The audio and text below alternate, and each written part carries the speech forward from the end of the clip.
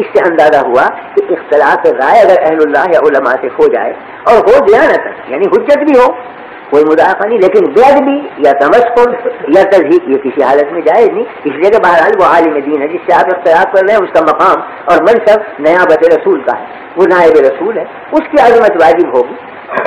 آپ امام ابی حنیفہ کے فقہ پہ عمل کرتے ہیں، 50 مسئلوں میں خلاف کرتے ہیں امام شافعی، لیکن ادنا درجے میں بے ادبی ذرہ برابر امام شافعی رحمۃ اللہ کے قلب میں نہیں آ سکتی مومن کے،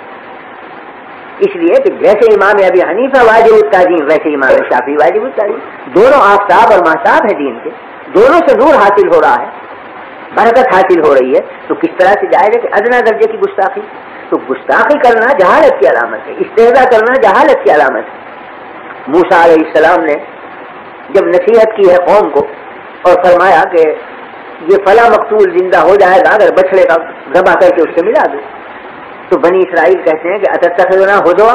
کیا مذاق کر رہے ہیں، زندگی کر رہے ہیں ہماری ساتھ، کہاں بچڑا، کہاں اس کا ذبیحہ، کہاں مقتول کی لاش کو ملانے سے زندہ ہو جانا، کیا تعلق بچڑے کو اور زندگی سے؟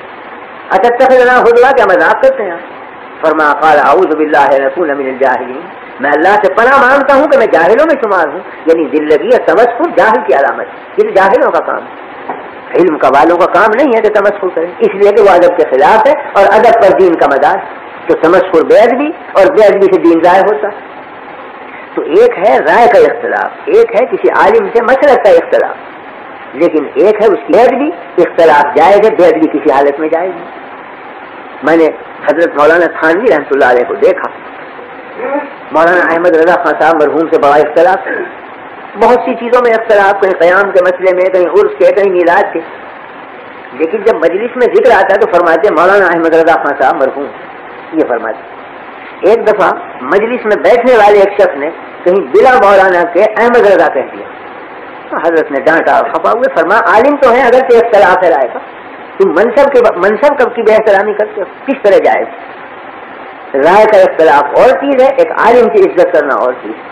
تو بہرحال وہ حجت سے اختلاف کر رہے ہیں، یہ الگ چیز ہے کہ ہم اس کو خطا سمجھتے ہیں، ہم اس کو صحیح نہیں سمجھتے، لیکن جب وہ ایک حجت رکھتے ہیں غلط یا صحیح، تو حجت سے اختلاف کرنے کا حق حاصل ہے علم کو، اس کو توہین کا کیا مطلب، بے ادبی کا کیا مطلب؟ یہ برا سمجھا کہ لفظ مولانا نہ لگایا اس نے، حالانکہ مولانا تھانوی رحمۃ اللہ علیہ کے مد مقابل تو مولانا چھوڑ گئے انتہائی گستاخی سے یاد کرتے ہیں، اگر مولانا اہل علم میں سے تھے،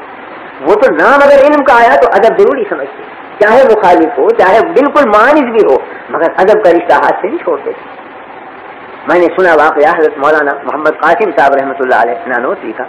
کہ دہلی میں قیام تھا، تو حضرت کے خدام میں تھے وہاں چند حضرات مقیم، تو حضرت شیخ الہند مولانا محمود حسن صاحب موجود تھے، دوسرے شاگرد مولانا احمد حسن صاحب محدث امروہی وہ بھی وہاں موجود تھے، حاجی امیر شاہ صاحب مرحوم وہ بھی حضرت کے خدام میں تھے، وہ بھی موجود تھے۔ تو مولانا احمد حسن صاحب مرحوم نے اپنے ہمجولیوں میں بیٹھ کر یہ فرمایا کہ بھائی دلی میں لال کنویں کی مسجد کے جو امام ہیں ان کی قرأت بہت اچھی ہے، تو چلو کل صبح کی نماز ان کے پیچھے پڑھیں گے، قرآن شریف بہت اچھا پڑھیں۔ تو شیخ الہند رحمۃ اللہ علیہ نے غصے میں فرمایا کہ تمہیں شرم نہیں آتی بغیر، وہ ہمارے حضرت نانوتوی کی تکفیر کرتا ہے وہ امام، ہم اس کے پیچھے نماز پڑھیں گے؟ جب وہ حضرت مولانا کو کافر کہتا ہے ہم نہیں پڑھیں گے ایسے شخص کے پیچھے نماز، اور کوئی ذرا سخت لہجہ اختیار کیا۔ یہ جملے حضرت نانوتوی کے کان میں پڑے، تو اگلے دن حضرت نانوتوی رحمۃ اللہ علیہ ان سب شاگردوں کو لے کر اسی مسجد میں پہنچے صبح کی نماز پڑھنے کے لیے، اسی امام کے پیچھے جا کے نماز پڑھی۔ نماز کا جب سلام پھیرا تو چونکہ لوگ اجنبی تھے تو نمازیوں نے دیکھا کہ بھئی ہیں تو کچھ علماء صورت مگر ہیں اجنبی، تو کچھ شیوے گوئیاں ہوئی کون ہے معلوم ہوا کہ تو حضرت مولانا محمد قاسم صاحب اور یہ ان کے شاگرد مولانا شیخ الہند محمود الحسن صاحب ہیں، اور یہ مولانا احمد حسن محدث امروہی ان کے تلمیذ ہیں۔ اب امام کو سخت حیرت ہوئی کہ میں تو انہیں رات دن کافر کہتا ہوں اور یہ نماز پڑھیں آج، تو خود بڑھے وہ امام اور کہا کہ حضرت میں آپ کی تکفیر کرتا تھا اور میں آج شرمندہ ہوں کہ آپ میرے پیچھے نماز پڑھیں، حالانکہ میں نے آپ کو کافر کہا۔ فرمایا مجھے قدر ہے آپ کے کافر کہنے اور میں آپ کی اور زیادہ عزت بڑھ گئی میری نگاہ میں کیونکہ آپ نے کافر کہا مجھے، کیوں؟ اس واسطے کہ آپ کو یہ روایت پہنچی کہ میں توہین کرتا ہوں رسول اللہ صلی اللہ علیہ وسلم کو، تو آپ کی غیرت ایمانی کا یہی تقاضا تھا کہ آپ مجھے کافر کہیں، ہاں البتہ شکایت اتنی ہے کہ وہ روایت غلط پہنچی، روایت کی تحقیق کر لینی چاہیے تھی کہ میں نے کی بھی ہے توہین یا نہیں.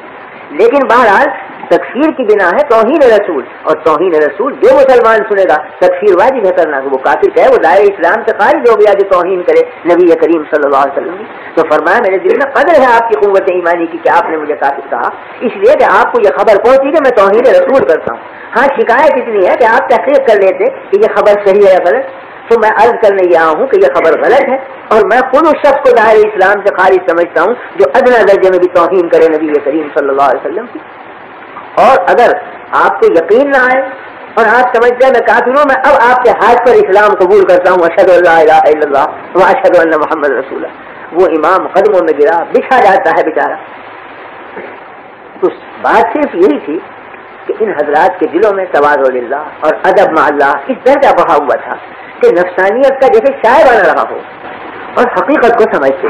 تو استہزاء یا تمسخر یا بے ادبی یہ تو بجائے خود ہے بے قدری تک بھی نہیں کرتے تھے اپنے معاہدوں کی، بلکہ صحیح محمل پر اتار کر یہ کہتے تھے کہ یہ جو ہمیں کافر کہتے ہیں یہ بھی ان کی قوت ایمانی کی دلیل.